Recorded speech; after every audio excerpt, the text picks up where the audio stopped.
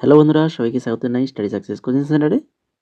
বন্ধুরা, আজ থেকেই আমরা শুরু করছি এসএসসি জিডি 2024-এর এক্সামের জন্য জেনারেল অ্যাওয়ারনেসের ক্লাস।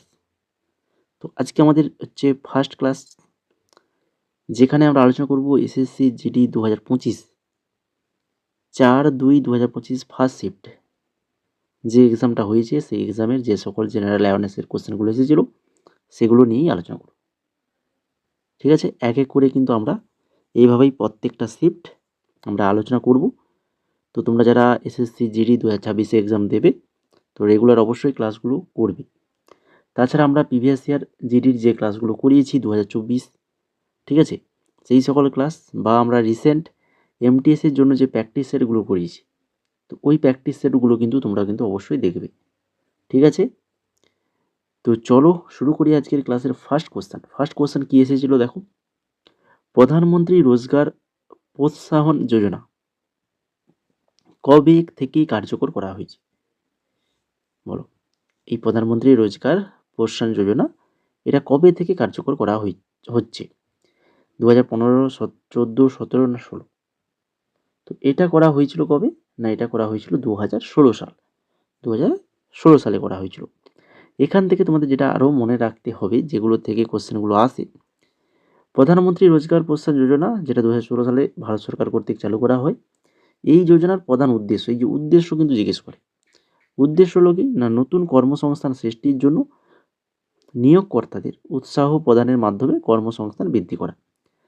আর হচ্ছে এই পিএমআরপিওয়াই এর মাধ্যমে, এর অধীনে সরকার নতুন কর্মচারীদের জন্য তাদের কর্মসংস্থানের প্রথম 3 বছরের জন্য কর্মচারীদের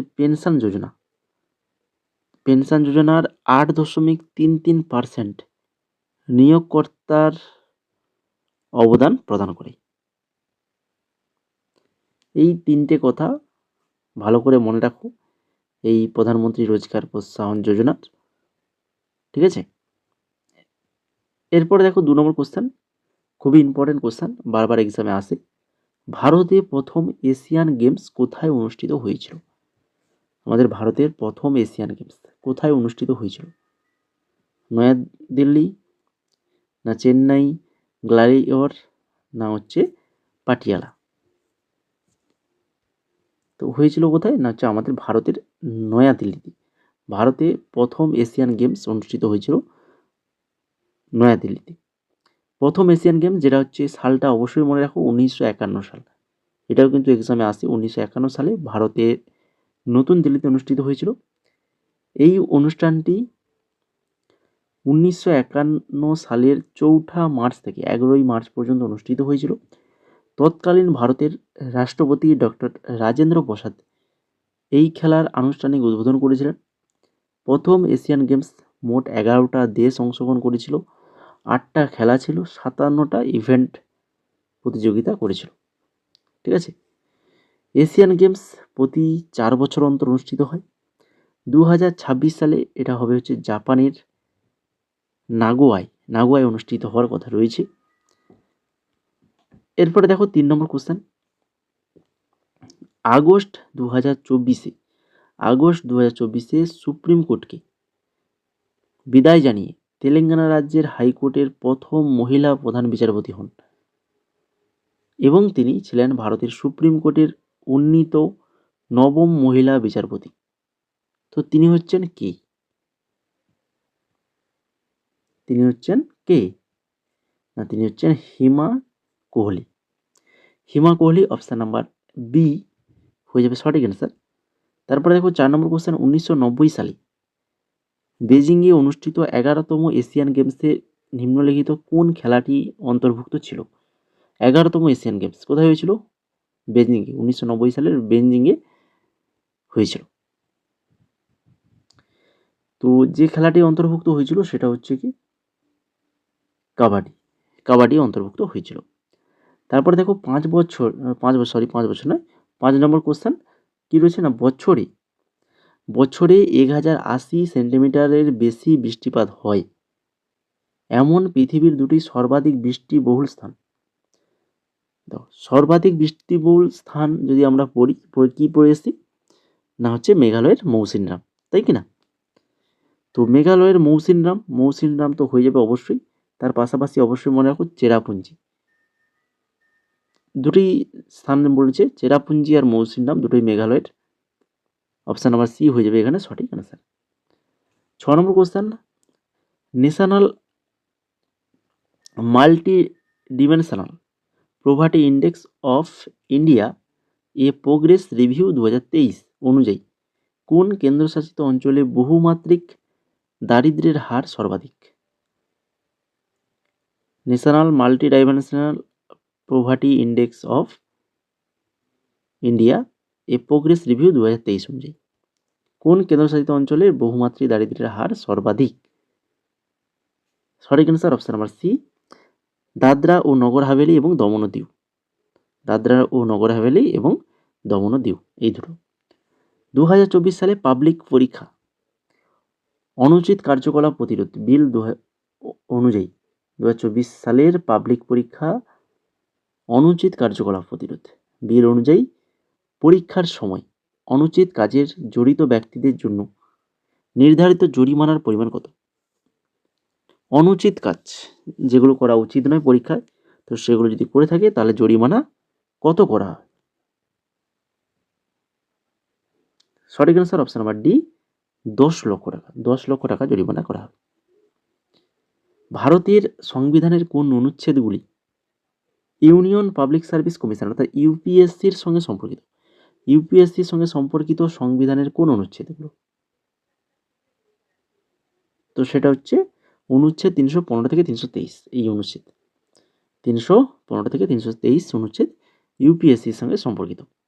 তো এখান থেকে আরও জেনে রাখো, অনুচ্ছেদ 315 যেটা ইউপিএসসি এবং রাজ্য জনসেবা কমিশনের প্রতিষ্ঠার ব্যবস্থা করে।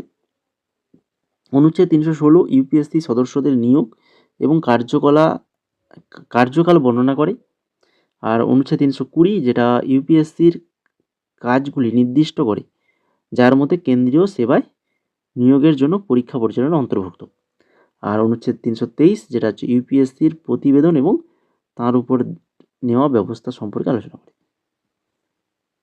এই অনুচ্ছেদগুলো অবশ্যই মনে রাখো, আলাদা আলাদাভাবে কিন্তু এক্সামে আসে।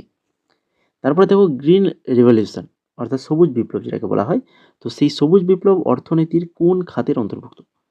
সবুজ বিপ্লব অর্থনীতির কোন খাতে অন্তর্ভুক্ত?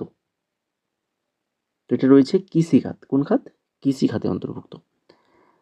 সবুজ বিপ্লব খুবই ইম্পর্টেন্ট, এক্সামে কিন্তু আসে এক্সামে বারবার।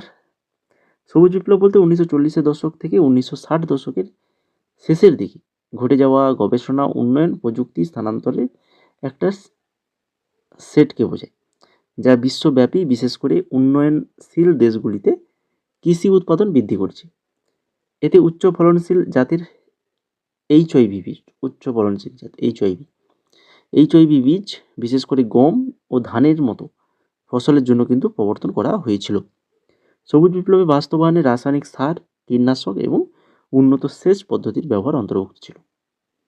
ঠিক আছে, এরপর দেখো 10 নম্বর কোশ্চেন, বার্ষিক মামল্লাপুরম নৃত্য উৎসব, যার মধ্যে ভারতীয় ধ্রুপদী নৃত্য, ভারতনাট্যম, কুচিপুড়ি, কত্থক আর হচ্ছে মোহিনীআট্টম, ওড়িশি, কথাকলি, এইগুলো পরিবেশনা অন্তর্ভুক্ত। তো এটা ড্যাশেতে আয়োজিত হয়। এই নৃত্যটা কোথায় আয়োজিত হয়? বার্ষিক মামল্লাপুরম নৃত্য উৎসব প্রত্যেক বছর হয়ে থাকে এবং আমাদের ভারতের শাস্ত্রীয় নৃত্যগুলো এর মধ্যে অন্তর্ভুক্ত রয়েছে। তো এটা হচ্ছে তামিলনাড়ুতে আয়োজিত হয়। নিচের কোন বিবৃতিগুলি সঠিক? 3খানা বিবৃতি দেওয়া রয়েছে এখানে। এফআই 2022-23 সালে ভারতের কৃষিখাতের প্রাক্কলিত বৃদ্ধির হার ছিল 5.5%। এফআই 2021-22 সালে ভারতের কৃষি রপ্তানি প্রায় 50.2 মিলিয়ন মার্কিন ডলারে পৌঁছায়। আর খারিফ বিপণন মরশুম 2021-22-এ ভারতে 581.7 লক্ষ মেট্রিক টন চাল সংগ্রহ করা হয়। 3টে বিবৃতির মধ্যে সঠিক কোনটা খুঁজতে হবে? তো সঠিকগুলো মনে রাখো, সেটা হচ্ছে এই যে 2 নম্বর আর 3 নম্বর, 2 নম্বর বিবৃতি আর 3 নম্বর বিবৃতি, এই দুটো বিবৃতি সঠিক আছে, 1 নম্বর বিবৃতিটা ভুল রয়েছে। ঠিক আছে, আর তোমরা যারা ক্লাসটাকে এখনও লাইক করোনি, যদি ভালো লেগে থাকে তো ক্লাসটা লাইক কমেন্ট শেয়ার করে ফেলো। যারা এক্সাম দেবে তোমাদের যে বন্ধু সকল তাদের মাঝে কিন্তু অবশ্যই ক্লাসটাকে শেয়ার করো এবং তার পাশাপাশি চ্যানেলটাকে সাবস্ক্রাইব করে রাখো। এই ধরনের ক্লাস কিন্তু তোমরা পাবে একের পর এক। 2025-এ যে এক্সামে কোশ্চেনগুলো এসেছিলো সেগুলো কিন্তু এইভাবে আমরা আলোচনা করব। তো তার জন্য আমাদের সাথে যুক্ত থাকো সাবস্ক্রাইব করে এবং আমাদের Telegram channel study success coaching centre এখানে যুক্ত হয়ে যাও। এখানে তোমরা রেগুলার ক্লাসের আপডেট পেয়ে যাবে, সমস্ত কিছু আমাদের যা কিছু আপডেট সমস্ত কিছুই ওখানে পেয়ে যাবে। তোমাদের এক্সাম রিলেটেড যা কিছু আপডেট সমস্ত কিছুই আমাদের এই টেলিগ্রামে দেওয়া হয়। নতুন নতুন জব রিলেটেড আপডেট সেটাও আমাদের টেলিগ্রামে পেয়ে যাবে। এই জন্য বলছি যে টেলিগ্রামে অবশ্যই যুক্ত থাকো। আর যদি কেউ এসএসসি জিডির previous year question answer PDF নিতে চাও তাহলে অবশ্যই আমাদের যে হোয়াটসঅ্যাপ নাম্বার রয়েছে এই হোয়াটসঅ্যাপ নাম্বারে মেসেজ করো। মাত্র 41 টাকা, মাত্র 41 টাকায় তোমরা জিডি 2022 থেকে 25 জিকে পিওইকিউস, ঠিক আছে, জিকে প্রিভিয়াস ইয়ার কোশ্চেন ব্যাখ্যা সহ তোমরা কিন্তু পেয়ে যাবে মাত্র 41 টাকায়। যদি নিতে চাও তো অবশ্যই আমাদের হোয়াটসঅ্যাপ নাম্বার রয়েছে, এই হোয়াটসঅ্যাপ নাম্বার মেসেজ করো। যেখানে জিডি 2025-এর যে কোশ্চেন অ্যান্সারগুলো রয়েছে এগুলো কিন্তু তোমরা টপিক ওয়াইজ পেয়ে যাবে, টপিক ওয়াইজ, একদম টপিক ওয়াইজ ভাগ করে দেওয়া রয়েছে।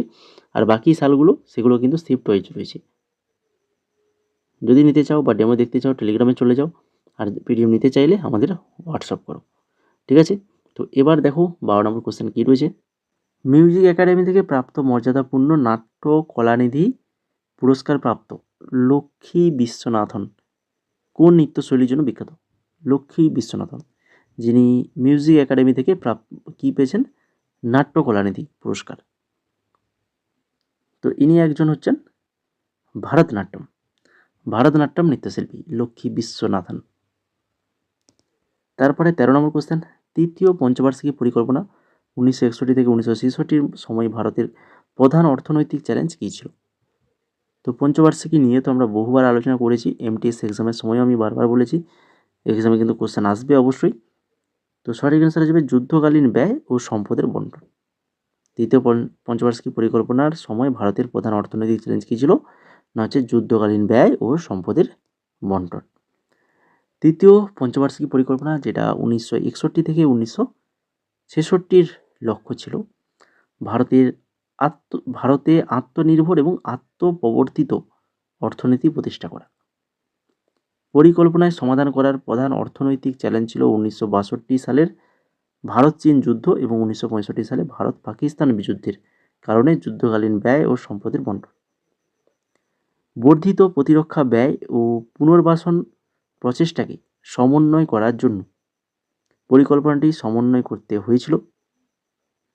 এই চ্যালেঞ্জগুলি সত্ত্বেও পরিকল্পনাটি কৃষি শিল্প এবং অবকাঠামো উন্নয়নের উপর ফোকাস করেছিল। এর লক্ষ্যমাত্রা ছিল হচ্ছে 5.6%। এটা অবশ্যই মনে রাখো, তৃতীয় পঞ্চবার্ষিকী পরিকল্পনা যার লক্ষ্যমাত্রা বৃদ্ধির হার ছিল হচ্ছে 5.6%, কিন্তু প্রকৃত বৃদ্ধির হার ছিল প্রায় 2.4%, যা আংশিকভাবে যুদ্ধের কারণে বিঘ্নের কারণে এগুলো হয়েছিল, কমেছিল, মানে যেটা আশা করা হয়েছিল সেটা কিন্তু হয়নি। তারপরে দেখো 14 নম্বর কোশ্চেন, 2রা অক্টোবর 2022 তারিখে মহাত্মা গান্ধী কততম জন্মবার্ষিকী পালিত হয়? তো প্রত্যেক বছর 2রা অক্টোবর মহাত্মা গান্ধী জন্মদিন পালিত হয়, গান্ধী জয়ন্তী নামে আমরা চিনি, তাই কিনা? আমরা জানি যে 2রা অক্টোবর গান্ধী জয়ন্তী। তো এই গান্ধী জয়ন্তী 2022 সালে কততম? 2022 সালে ছিল হচ্ছে 153তম জন্মবার্ষিকী। তারপরে দেখো NBPW যা লৌহ যুগের সবচেয়ে বিস্তৃত মৃৎপাত্র হিসেবে পরিচিত, তো এর পূর্ণরূপ কি? NBPW লৌহ যুগের সবচেয়ে বিস্তৃত মৃৎপাত্র। তো NBPWর ফুল ফর্ম হচ্ছে northern black polish ware, northern black polish ware, option number C সঠিক অ্যান্সার। তারপরে দেখো 16 নম্বর কোশ্চেন, ভারতীয় সংবিধানের 3য় ভাগ অর্থাৎ পার্ট 3 নম্বর যে অংশ কোন বিষয়ের সঙ্গে সম্পর্কিত? সংবিধানের 3 নম্বর অংশ কোন বিষয়ের সাথে যুক্ত? এটা রয়েছে হচ্ছে মৌলিক অধিকার। মৌলিক অধিকার এবং মৌলিক কর্তব্য দুটোই তোমাদের এক্সামের জন্য ভেরি ভেরি ইম্পর্টেন্ট। তো অবশ্যই মৌলিক অধিকার সম্পর্কে আমরা তো অলরেডি আলাদাভাবে ক্লাস রয়েছে আমাদের, তাছাড়া এখন একটু দেখে নাও যেগুলো অবশ্যই জানা দরকার। ভারতীয় সংবিধানের 3য় অংশে মৌলিক অধিকার সম্পর্কে আলোচনা করা হয়েছে, যা 12 থেকে 35 ধারায় উল্লেখিত। এই অধিকারগুলিকে ব্যক্তিদের সর্বাধিক উন্নয়নের জন্য অপরিহার্য বলে মনে করা হয় এবং এগুলি ভারতের সকল নাগরিকের উপর প্রযোজ্য। মৌলিক অধিকার ন্যায় বিচারযোগ্য, অর্থাৎ আদালত কর্তৃক প্রয়োগযোগ্য, এটা কিন্তু মনে রাখো। ঠিক আছে, কোনো লঙ্ঘনের ক্ষেত্রে ব্যক্তিরা আদালতে যাওয়ার অধিকার রাখে। এর মধ্যে রয়েছে সমতা, স্বাধীনতা, শোষণের বিরুদ্ধে অধিকার, ধর্মীয় স্বাধীনতা, সাংস্কৃতিক ও শিক্ষাগত অধিকার এবং সংবিধানগত প্রতিকারের অধিকার। এইগুলো আপাতত মনে রাখো। আর বিস্তারিত যদি জানতে চাও তাহলে আমাদের ক্লাস করা রয়েছে আলাদাভাবে, তো সেটা দেখে নেবে। 17 নম্বর দেখো, নিম্নলিখিত কোন উদ্ভিদ বিশেষ সমর্থনের সাহায্যে দেওয়ালে ওঠানো যায়? ঠিক আছে, কোনটা? সূর্যমুখী, লেবু, গোলাপ আর হচ্ছে কুমড়ো। তো এদের মধ্যে তোমরা জানো যে কুমড়োকে কিন্তু দেওয়ালে ওঠানো যায়। ঠিক আছে, লতানো উদ্ভিদ কুমড়ো। ভারত সরকার আইন 1919 এর ভিত্তি গঠনের যাদের সুপারিশ গুরুত্বপূর্ণ ভূমিকা নিয়েছে তারা কারা? ভারত সরকার আইন 1919, তারা হচ্ছে লর্ড চেমসফোর্ড এবং এডউইন মন্টাগু। লর্ড চেমসফোর্ড 1916 থেকে 1921 সাল পর্যন্ত ভারতের ভাইসরয় ছিলেন, আর এডউইন মন্টাগু যিনি 1917 থেকে 1922 সাল পর্যন্ত ভারতের রাজ্য সচিব ছিলেন। মন্টাগু চেমসফোর্ড সংস্কার 1918 সালে চালু করা হয় এবং এটি 1919 সালে ভারত সরকার আইনে ভিত্তি গঠন করে। সংস্কারগুলি ডায়ার্কি নামে পরিচিত প্রশাসনের দ্বৈত ব্যবস্থা চালু করে শাসনে ভারতীয়দের অংশগ্রহণ বৃদ্ধি করার লক্ষ্যে এটা করা হয়। 1919 সালে ভারত সরকার আইন ভারতে আরও সাংবিধানিক উন্নয়নের ভিত্তি স্থাপন করে। এরপরে দেখো 19 নম্বর কোশ্চেন, বৈদ্যুতিক ট্রান্সফরমার এবং জেনারেটরের মূল নীতিস্বরূপ তড়িৎ চৌম্বকীয় আবেশ মাইকেল ফ্যারাডে কোন সালে আবিষ্কার করেন? মাইকেল ফ্যারাডে কত সালে আবিষ্কার করে? 1831 সালে আবিষ্কার করে। এবার দেখো 20 নম্বর কোশ্চেন, আজকের ক্লাসের শেষ কোশ্চেন। তোমরা জানো যে জিডি 20খানা করে কোশ্চেন হয়, এমটিএসে 25খানা, কিন্তু জিডিতে 20খানা করে কোশ্চেন। তিনি একজন কিংবদন্তি কর্ণাটক সঙ্গীত শিল্পী ছিলেন, যিনি ইউরোপ, উত্তর আমেরিকা এবং জাতিসংঘের সাধারণ পরিষদে সঙ্গীত পরিবেশনা করেছিলেন। তো তিনি হচ্ছেন কি কর্ণাটক সঙ্গীত শিল্পী? তিনি হচ্ছেন মাদুরাই সানমুগবানিবু সুব্বুলক্ষ্মী। বহুবার এই নামটা তোমরা নিশ্চয়ই শুনেছো যদি আমাদের ক্লাসগুলো করে থাকো তবেই। MS সুব্বুলক্ষ্মী, যেটা আমরা চিনি, অনেক জায়গায় তোমরা দেখতে পাবে MS সুব্বুলক্ষ্মী, বা যেটা মাদুরাই সানমুগবানিবু সুব্বুলক্ষ্মী। ঠিক আছে, তো এই MS সুব্বুলক্ষ্মী ভারতের একজন বিখ্যাত কর্ণাটিক গায়িকা ছিলেন, যিনি তার অসাধারণ কণ্ঠশিল্পের জন্য পরিচিত। 1966 সালে তিনি সম্মিলিত জাতিপুঞ্জের সাধারণ পরিষদে প্রদর্শন দানকারী প্রথম ভারতীয় সঙ্গীত শিল্পী ছিলেন। তিনি অসংখ্য পুরস্কার এবং সম্মান লাভ করেছিলেন, যার মধ্যে 1998 সালে ভারতের সর্বোচ্চ অসামরিক পুরস্কার ভারতরত্ন পেয়েছিলেন। এটা অবশ্যই মনে রাখো, 1998 সালে ভারতরত্ন পেয়েছিলেন। ঠিক আছে, তো এই ছিল মোট আজকের 20খানা কোশ্চেন। আশা করি সবার ক্লাসটা ভালো লেগেছে, আর যদি ভালো লেগে থাকে তো লাইক, কমেন্ট, শেয়ার করে ফেলো। নিশ্চয়ই করে ফেলেছো আশা করছি। আর চ্যানেলটা কিন্তু অবশ্যই সাবস্ক্রাইব করে ফেলো চ্যানেলটাকে। টেলিগ্রামে যুক্ত হয়ে যাও, সমস্ত কিছু আপডেট পেয়ে যাবে। আর বাকি যদি তোমরা PDF নিতে চাও জিডিট, তো মেসেজ করো। তাছাড়া SSCর MTS, steno, face 13, CPO, CGL, CHSL, RRB, NTPC, তারপরে তোমাদের হচ্ছে আমাদের school service commission group CD, তো সকল এক্সামের জন্য, এবং কারেন্ট অ্যাফেয়ার্স 2025, তো সকল PDF রয়েছে আমাদের কাছে অ্যাভেলেবল। যদি তোমরা নিতে চাও খুবই স্বল্প প্রাইসের মধ্যে পেয়ে যাবে। তো তার জন্য আমাদের হোয়াটসঅ্যাপ নাম্বার রয়েছে, এই হোয়াটসঅ্যাপ নাম্বারে মেসেজ করো। ঠিক আছে, আমাদের এই হোয়াটসঅ্যাপ নাম্বারে মেসেজ করো যারা PDFগুলো নিতে চাও। একদম স্বল্প প্রাইস, কিনে দেখতে পাচ্ছ প্রাইসগুলো।